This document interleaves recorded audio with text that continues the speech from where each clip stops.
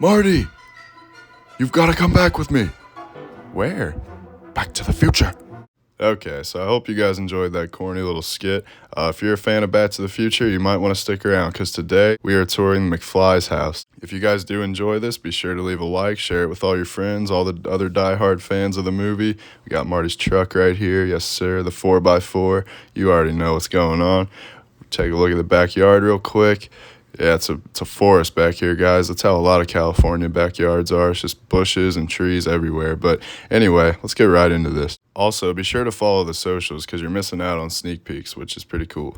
By the way, if you guys are wondering which version this is the alternate 1985. This is the way the house looked whenever Marty came back from 1955 and his whole world was different. So the house looks pretty nice. So this is the living room. This is where Biff walks in and brings George's book, sets it on that table, and they all look at it. And Marty realizes his dad's now successful and no longer a loser who's getting bullied by Biff on the daily.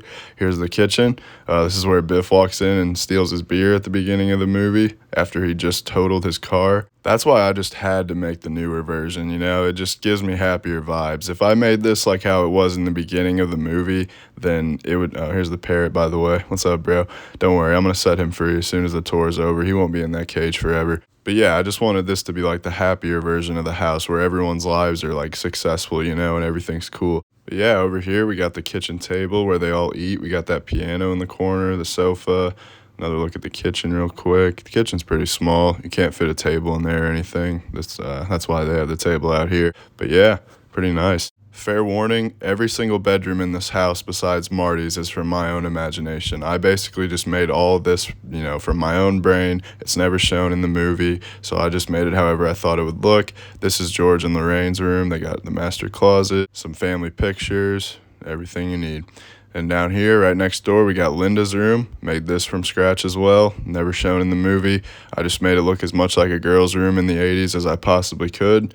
We got some plants, posters, a little stereo or whatever, makeup table, got her closet. And if you look out the window, you can actually see the Rick and Morty house right next door. So that's pretty cool. And then right here, we got your typical 80s bathroom. We got tile on the wall. Not too much to see. And then right here, the man himself, Marty McFly, the one bedroom that is shown in the movie.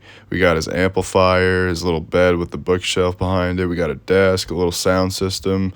We got his closet, plenty of cool posters. And if you're wondering what that stuff is on the left side of the window, that's just a bunch of music equipment, essentially. There's a deleted scene where Marty sneaks out to hang out with Doc, and that's actually shown.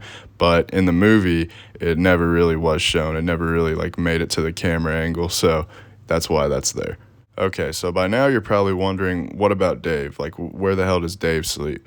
And well, I couldn't leave him hanging, so what I decided to do was make a basement. Now, I'm almost positive in real life this house doesn't even have a basement, but in the movie, it's the only logical explanation for Dave to have a place to sleep because there's only 3 bedrooms in the house. We know him and Marty don't share a room. We know that Linda wouldn't share a room with him, and George and Lorraine have their own room, obviously. So the only logical explanation would be he lives in the basement. So I had to make one, and I hope you guys enjoy.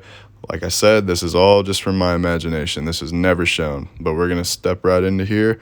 We got the couch, we got a big bed for him, a little TV for him to watch.